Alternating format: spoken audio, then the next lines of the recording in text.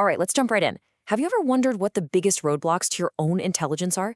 It's a fascinating question, right? And what if the answer isn't some complex external problem, but actually simple habits we do every single day?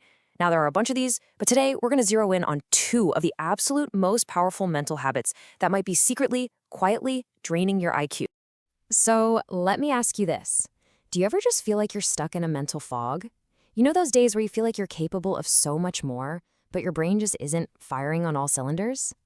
It's a super common feeling. But what if it's not just a random off day? You see, here's the core idea we're going to unpack. Your cognitive performance isn't just about what you know, it's about how you think.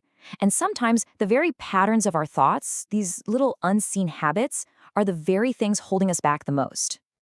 Okay, let's get into the nitty-gritty. We're going to start by looking at what I like to call the architects of cognitive decline.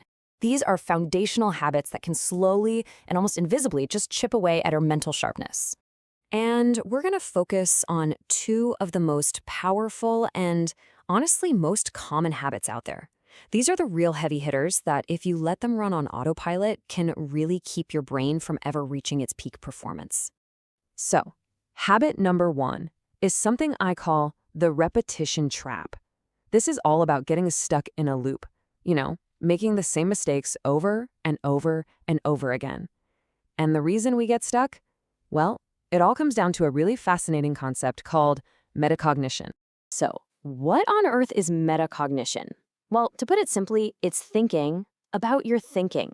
It's your brain's amazing ability to just step back and look at itself, to analyze why you made a certain decision or why you messed something up. It's literally the engine of self-awareness and learning. And this right here really breaks it down. Someone with high metacognition is really self-aware. After a mistake, they're the one asking, okay, what was my role in that? What can I actually learn from this? But someone with low metacognition, they do the complete opposite. They keep repeating mistakes because they're always blaming something else. Bad luck, their boss, the instructions weren't clear. They avoid looking inward at all costs. And this is the trap in action, this vicious cycle. You make a mistake, but instead of reflecting, you immediately point the finger at something or someone else. By outsourcing that blame, you totally miss the lesson. And when you don't learn the lesson, well, you are pretty much guaranteed to repeat the exact same mistake. It's a total cognitive dead end. Okay, on to our second habit. This one is a huge one, and it's all about focus.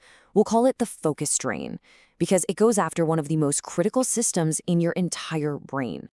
And that system is called your executive function. The best way to think about it is like the CEO of your brain. It's the part of you that manages your attention, that plans for the future, that resists those silly impulses. When your executive function is strong, you feel focused, you feel effective. But when it's weak, man, life can feel pretty chaotic. Does any of this look a little too familiar? That feeling of knowing you've got this big, important thing to do, but you just can't bring yourself to start? Or getting completely sidetracked by every single notification that pops up on your phone? Or maybe you start one task, then you jump to an email, then you remember a call you have to make, and suddenly an hour has gone by and absolutely nothing is finished. These are all classic signs of a drained executive function. So we've got the repetition trap that keeps us from learning, and we've got the focus drain that keeps us from actually doing. So what's the real cost when these two habits start working together over time?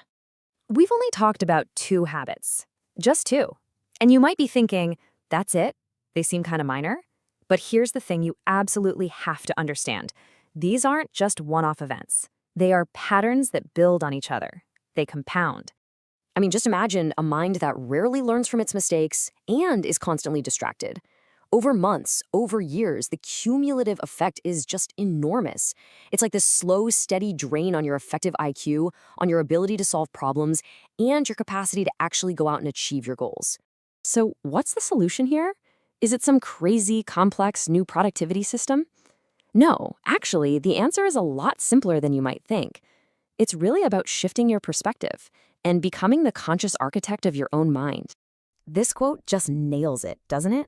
The single most powerful tool you have against these cognitive drains is plain old awareness. You can't fix a leaky faucet if you don't even know it's dripping, right? And you can't escape that repetition trap if you don't even notice yourself blaming other people.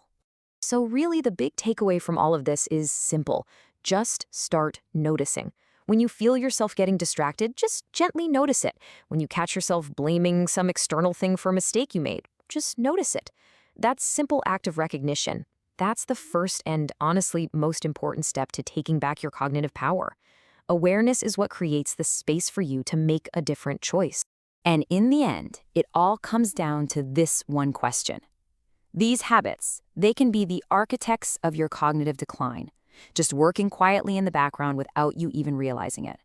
Or, with a little awareness, you can take over the job yourself. So, who do you want holding the blueprints?